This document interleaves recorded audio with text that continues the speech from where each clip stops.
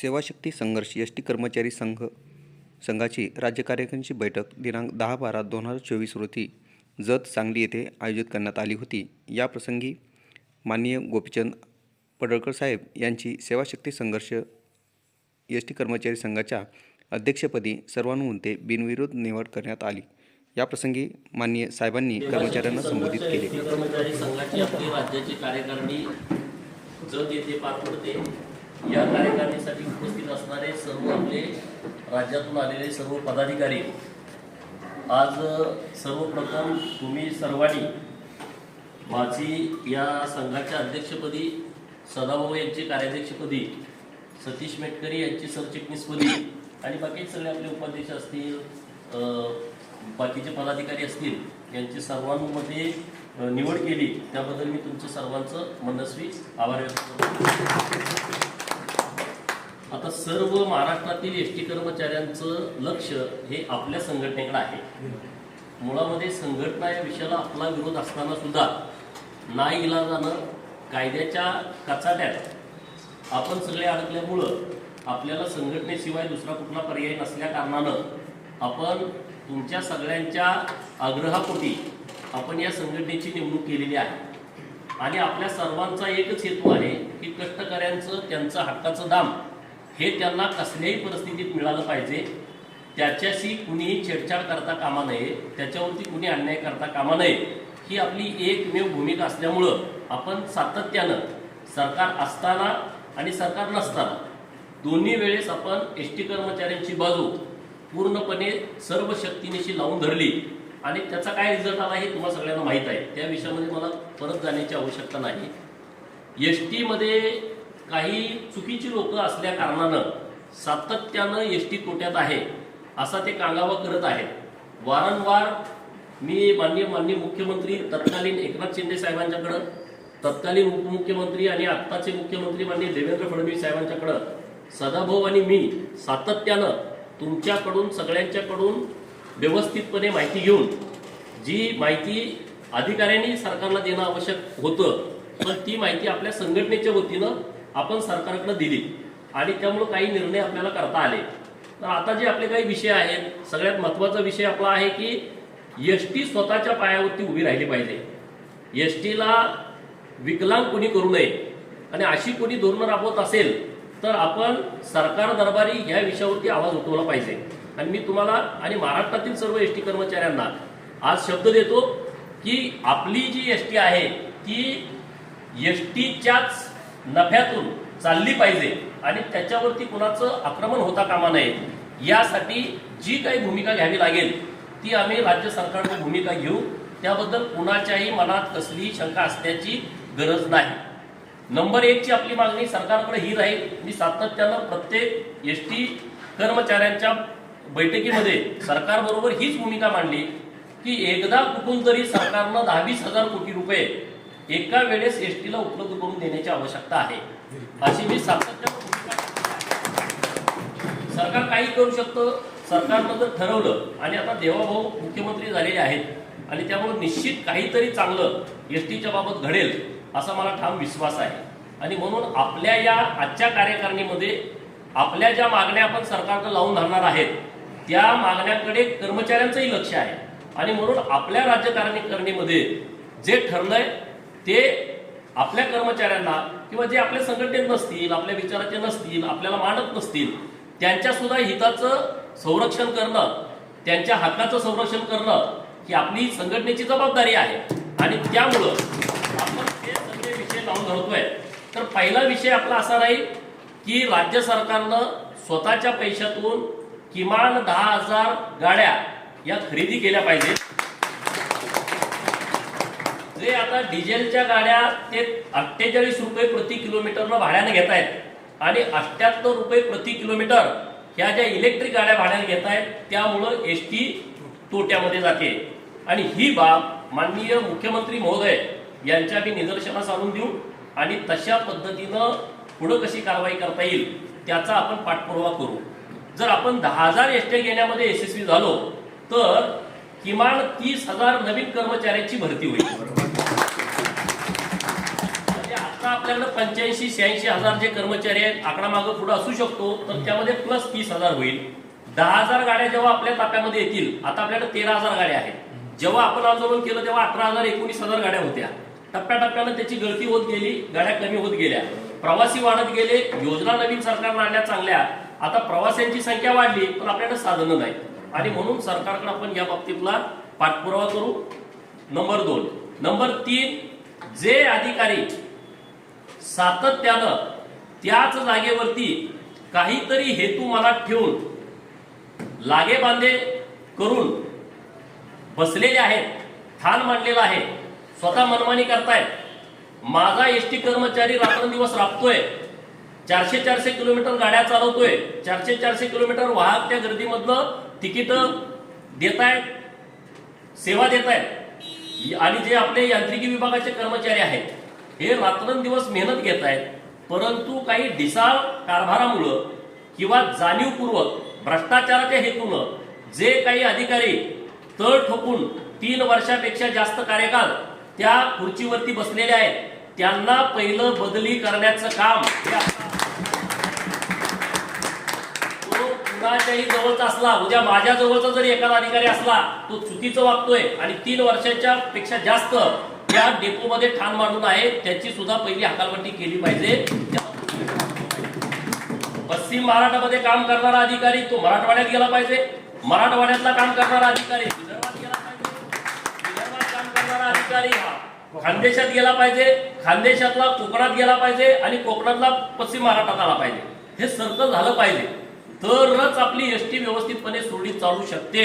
नाहीतर दर 10 तारखेला आमचा पगार झाला नाही म्हणून जे आपल्याला आंदोलन करावं लागतं किंवा आता सांगितलं टीव्हीवरती बातमी येते, तर हे सगळं बंद करायच्या दृष्टिकोनातून आपण सगळे प्रयत्न करणार आहे. दुसरा विषय तुमचा महत्वाचा मांडला की 700 कोटी रुपये आपले पेंडिंग सरकारकडे आहेत. आजच्या या कार्यकारिणीमध्ये जे 700 कोटी रुपये सरकारकडे पेंडिंग आहेत, ते 700 कोटी रुपये आपल्याला लवकरात लवकर कसे मिळतील याच्यासाठीच आपण पाठपुरावा करू.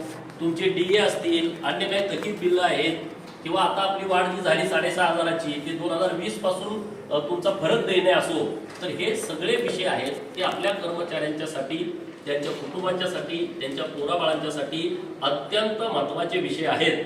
तर आजच्या या कार्यकारिणीमध्ये आम्ही आपल्या महाराष्ट्रातल्या सगळ्या कर्मचाऱ्यांना आश्वस्त करतो, मी स्वतः आणि सदाभाऊ आम्ही तुमच्या हक्काचे आमदार आहोत, तुमच्या घरचे आमदार.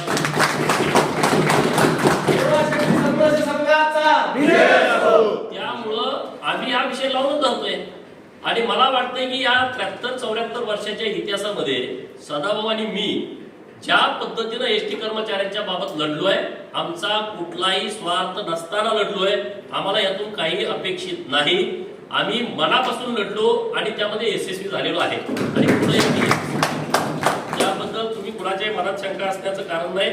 दुसरा सगळ्यात महत्वाचा विषय आता यांनी मांडला की घर बांधणीचा जो अग्रिम आम्हाला मिळायला पाहिजे, 10 लाखापासून 15 लाखापर्यंत 8% व्याजदरानं कर्मचाऱ्यांना हे जे अग्रिम मिळायला आवश्यक आहे, परंतु तो असा मिळताना दिसत नाही, तो फक्त अधिकाऱ्यांच्या पर्यंत येतोय आणि थांबतोय. तर त्याच्या बाबतीमध्ये सुद्धा आम्ही निश्चितपणे पाठपुरावा करू.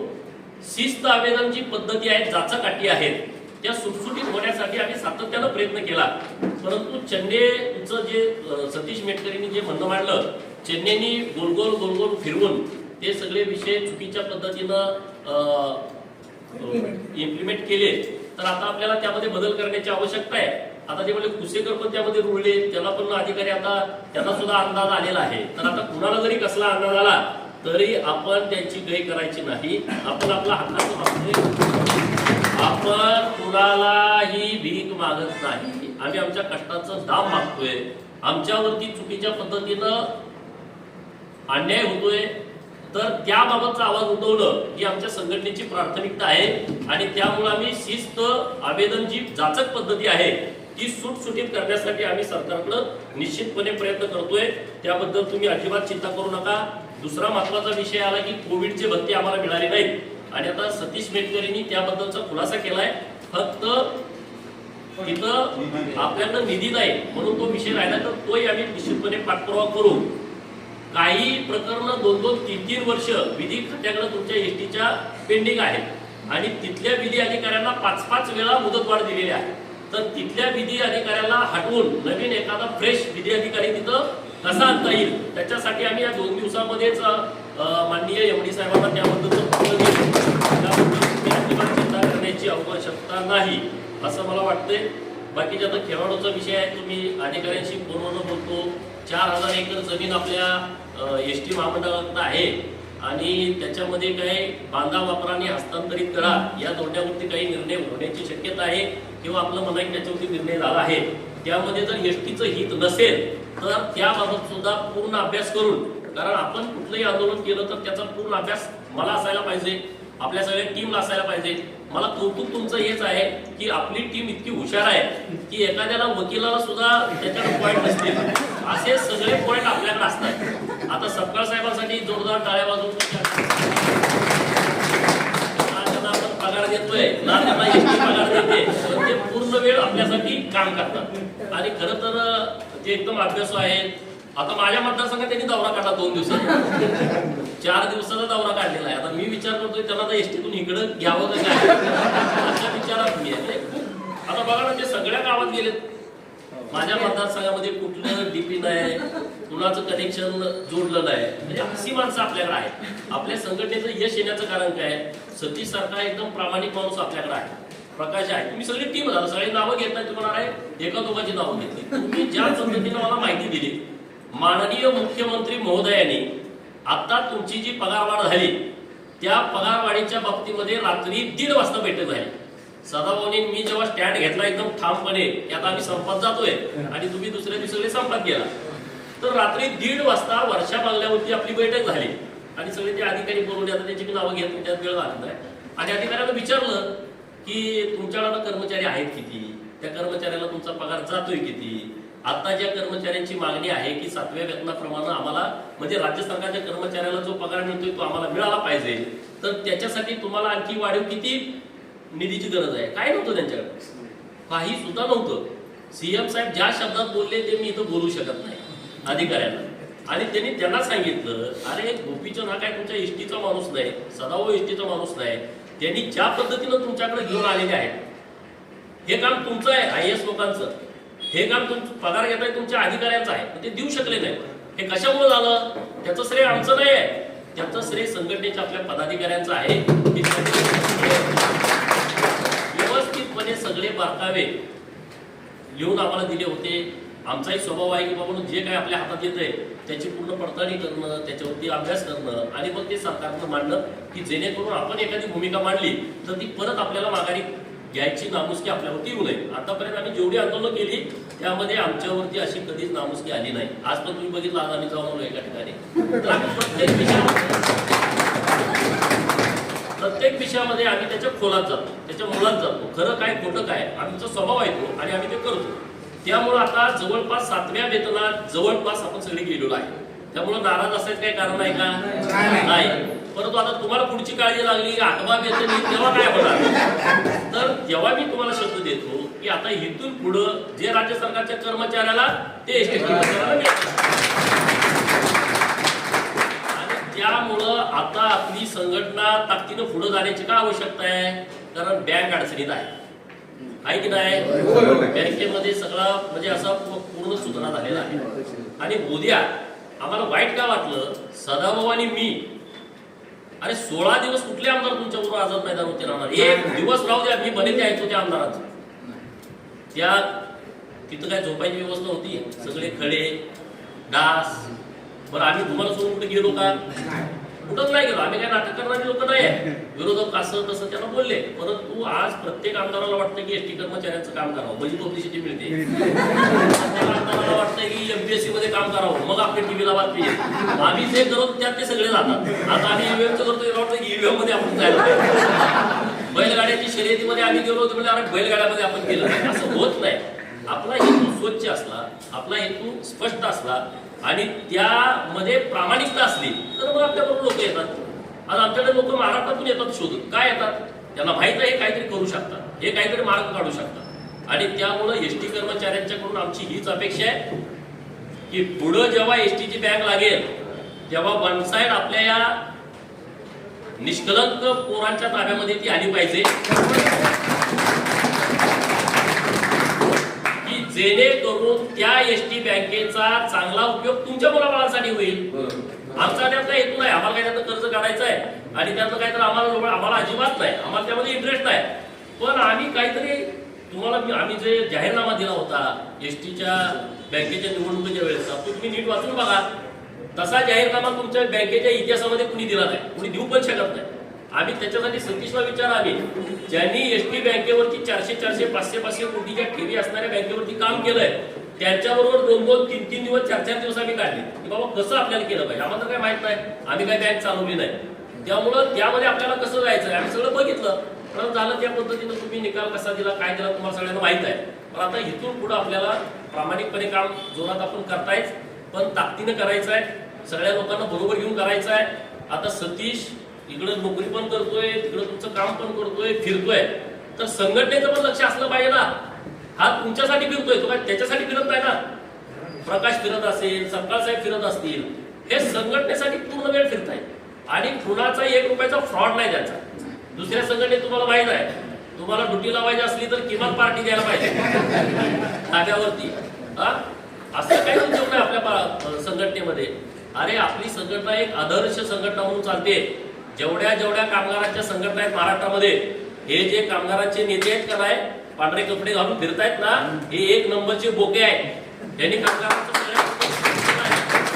आणि माथाडीतल्या कामगारांचं सगळ्यात मोठा अन्याय आहे. तुम्ही तर ठीक आहे गाडी चालवताय, अरे ते तर स्वतःच्या अंगावरती 50 किलोची ओझी वाहतायत.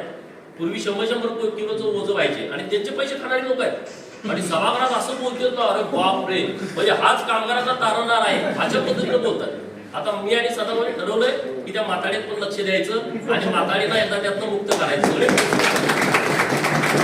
आम्ही ठरवलंय, मी त्या मुलांना सांगितलंय जरा विधानसभेची निवडणूक होऊ द्या, मग तुम्ही आमच्याकडे या, मग कोण तुम्हाला लुटते बघतो. अरे खावा ना थोडंफार, तुम्ही 20, 30, 40, 50% त्याच्या कष्टाचे पैसे खाताय. लाज वाटायला पाहिजे या लोकांना, लाज वाटायला. लाखो लोक आहेत की जे माथाडीवर काम करतात. माझ्या जत मतदारसंघातली आहेत, आटपाडीतली आहेत, खानापूरची आहेत, शिराळ्याची आहेत, कवटेमंकाळची आहेत, सांगोल्याची आहेत, मंगळवेढ्याची आहेत, मान खटाव फलटणची लोक आहेत. मग परत मराठवाड्यामध्ये जात आहे हे लोक सगळं, भोम, परांडा, बीड जिल्ह्यामध्ये जात आहे. आणि कष्ट करणारे लोक आहेत, त्यांचेही पैसे खात्यात लोक. अरे म्हणून आपल्या संघटनेकडे बघून अनेक कर्मचाऱ्यांना वाटतंय की आपण यांच्यासोबत जाण्याची आवश्यकता आहे. जे कर्मचारी इतर संघटनांमध्ये काम करतायत त्यांना माझी नम्रतेची विनंती आहे, कळकळीची विनंती आहे, जर तुम्हाला कामगारांचं हित बघायचं असेल तर तुम्ही आमच्या संघटनेशी जॉईन व्हा. तुम्हाला त्या संघटनेच्या इनेवात फिरायचं आहे, तुम्हाला काहीतरी पावती गोळा झाल्यानंतर पैसे खिशात घालायचे आहेत, तर त्या संघटनेत काम करा.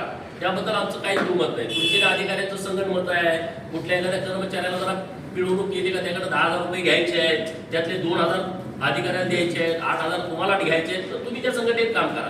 आमच्या संघटनेत जर तुम्हाला काम करायचं असेल तर एसटी कर्मचाऱ्यांच्या चेहऱ्यावरती फक्त हसू हसू हसू आणि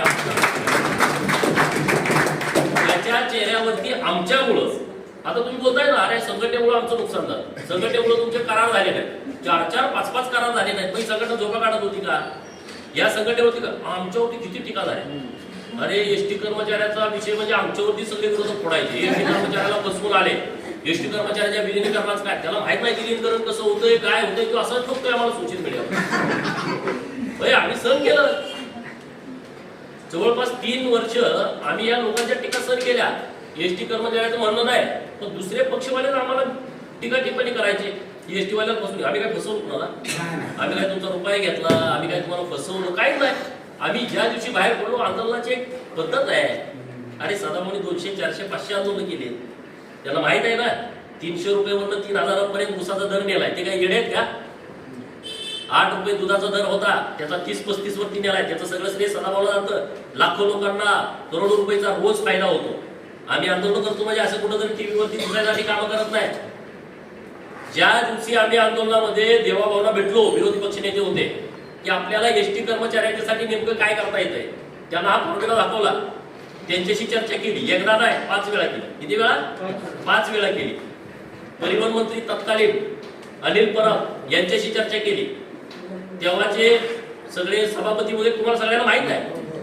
मग याच्यापेक्षा दुसरं काही बेस्ट देता येणार नाही.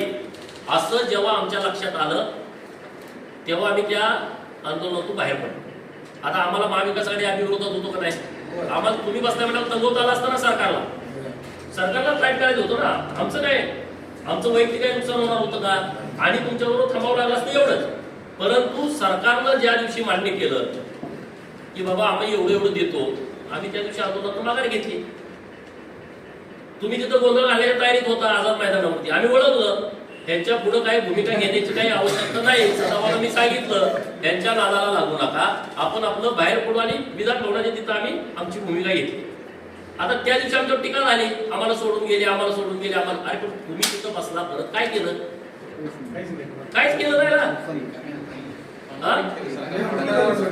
अरे प्रत्येक कुठं जायचं आणि कुठं थांबायचं हे आंदोलनकर्त्याला समजलं पाहिजे प्रत्येक गोष्टीमध्ये. आणि म्हणून आम्ही नेहमी आंदोलन करत राहतो. आता आपण आंदोलन केलं, पुन्हा केस झाली का? ज्या केसेस झाल्या त्या आमच्या कार्यकर्त्यावरती झाल्या. तुम्ही बघा मुंबईमध्ये ज्या 2 केसेस झाल्या, परिवहन महोदय यांच्या मंत्र्याच्या बंगल्यासमोर गेले म्हणून एक केस झाली, आणि मंत्रालयावरती आपल्या महिलांनी मुंबईच्या मोर्चा काढला त्याच्यावरती केस झाली. त्यामध्ये तुम्ही कोणी कर्मचारी होता?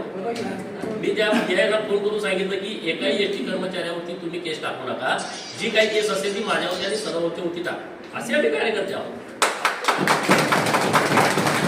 आम्हाला त्याची गरज पण नाही. पण आपल्याला एक आदर्श संघ काय असतो, संघटना काय असते, हे एसटीच्या माध्यमातून आपल्याला दाखवायचं आहे की जेणेकरून मुंबईतले बेस्ट कर्मचारी आहेत त्यांच्या काय अडचणी येतात. हे जे सगळे छोटे छोटे कामगारांचे घटक आहेत, जे कष्टकरी आहेत, जे रात्रंदिवस राबतात आणि त्यांचा आवाज नाही, ज्यांच्याकडे आवाज उठवायचा तेच मॅनेज झालेले लोक आहेत. ते दोन्ही बाजूने बोलत आहेत, कंपनीच्या बाजूने बोलत आहेत, कर्मचाऱ्याच्या बाजूने बोलत आहेत. कर्मचाऱ्याला कळलं हा आपला बोलतोय का कंपनीचं बोलतोय. म्हणजे अशी जी संदिग्ध भूमिका महाराष्ट्रामध्ये तयार झालेली आहे, तर त्याच्या पुढे एक चांगला आदर्श आपल्या एसटी संघाच्या माध्यमातून, सेवा शक्ती संघर्ष एसटी कर्मचारी संघाच्या माध्यमातून गेला पाहिजे आणि तो आपण निश्चितपणे घालवू. तुम्ही सगळेजण महाराष्ट्राच्या कानाकोपऱ्यातून आलाय त्याबद्दल मी तुमचं जत विधानसभा मतदारसंघामध्ये मनापासून स्वागत करतो. आणि संपूर्ण महाराष्ट्राचा दौरा माननीय सतीश मेटकरी, सपकाळ साहेब असतील, प्रकाश असतील, गावडे साहेब, ही तुमची टीम कोणी असेल त्यांना एक आम्ही नियोजन करून देतोय की प्रत्येक डेपोमध्ये यांचा दौरा झालाच पाहिजे. प्रत्येक डेपोला त्यांची भेट झाली पाहिजे. तिथल्या कर्मचाऱ्यांच्या समस्या त्यांनी ऐकून घेतल्या पाहिजेत, तिथल्या अधिकाऱ्यांशी ते बोलले पाहिजेत, असं एक आम्ही नियोजन करतोय. आणि अधूनमधून कुठं सदाभाऊ येतील, कुठं मी येईल, आपला सातत्य जिथं कुठं आम्ही असतो तिथे एसटीची लोक आपली सगळी भेटतात. आता हे आपलं एकदम कुटुंब झालंय, त्यामुळे आपण एकमेकाशी भेटत राहू. पण आता एक अधिकृत दौरा आपल्या संघटनेचा होण्याची आवश्यकता आहे. आपल्या संघटनेसाठी एक चांगलं वातावरण आहे, विश्वासाचं वातावरण निर्माण झालेलं आहे. आणि त्या माध्यमातून आपण संघटना मजबूत बांधू. संघटना मजबूत यासाठीच बांधू की कर्मचाऱ्यांचं त्यातून कल्याण झालं पाहिजे. मी बोलतो आणि तुम्हाला सर्वांना मनापासून धन्यवाद देतो आणि थांबतो.